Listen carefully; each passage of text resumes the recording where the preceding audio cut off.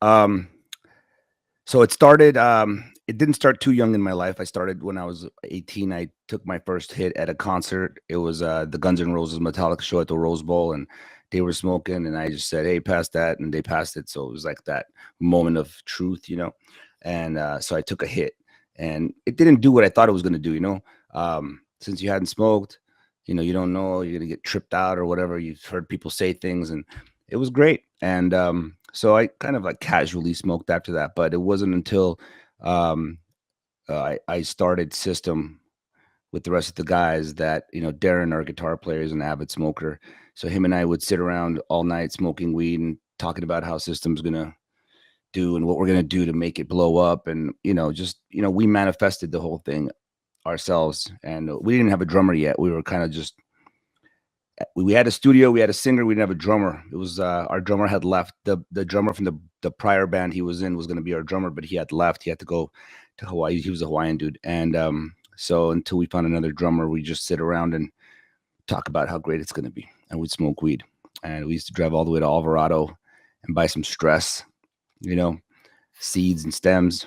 And then that's all we can afford. And then we found out about the spots in South Central that had the great like Bubba's and Cushes and shit. So we drive all the way down there, but that was a trek, and it was very dangerous. We have been shot at, shit's gone down back in the day. We're lucky to be alive, but we got what we needed. And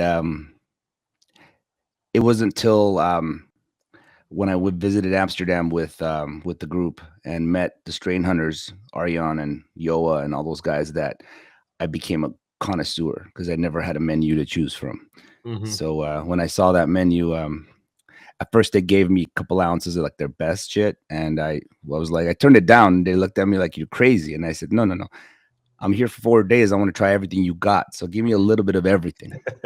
So when I said that, they looked at each other like, okay, this guy is really a connoisseur. He's becoming one. Let's treat him to our shit. So they gave me a little bit of everything. I had like 30 strains, and I went to my room and sat on the balcony and just smoked away for hours, just tasting each one, drinking coffee.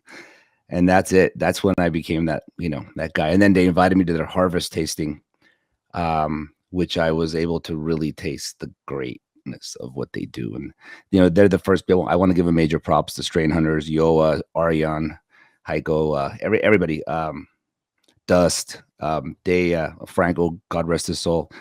Yeah, dude, we sat at a table of like 30, 40 strains and bowls. It was like the shit you see back in the day on High Times. It wasn't like it is, America wasn't legal yet anywhere. And so it was an experience, and I really, really, really enjoyed it. And that's what made me a connoisseur, actually, because I got to experience it for a long period of time, and I was never the same. I've walked in we've been on tour. Like our first tour was with Clutch and Slayer, and we were in Denver, and the drummer of Clutch, JP, is a smoker too, and he's like, we can get weed. I know someone. So we in the rain, we left because we were like living in an RV. We didn't have rooms and shit. We couldn't afford shit back then.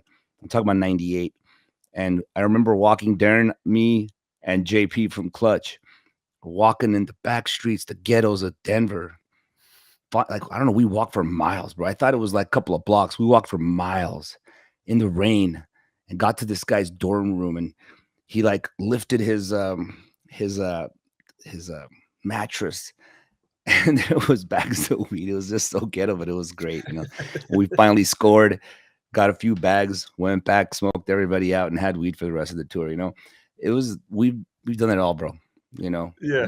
Back in the day, it wasn't like you had a liquor store that had weed. Like dispensaries everywhere nowadays. Dispensaries are becoming liquor stores. They've become that, in most states that are legal. So the kids nowadays, this not when I say kids, I mean the legal smokers nowadays have it good. They don't know the shit that we went through, even in other countries. We've traveled the world and we're smokers, so we're trying to get what we can everywhere. And we've been through some rough patches, bro.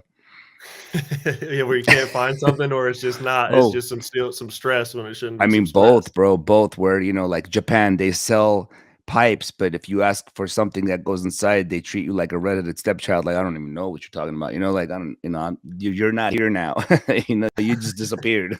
It's like, what did that guy say? And then we'd go places like Greece where it's nothing but seeds and we're packing it and trying to smoke it and get the headache. But it's, you know, you're like, I think I got something. I think I feel it had changed. You know, it was Yeah, yeah. from one extreme to the other. And then we've been places like Amsterdam where you get like the pivotal moment in your life that leads 20, 30 years later. And here we are talking about it, you know?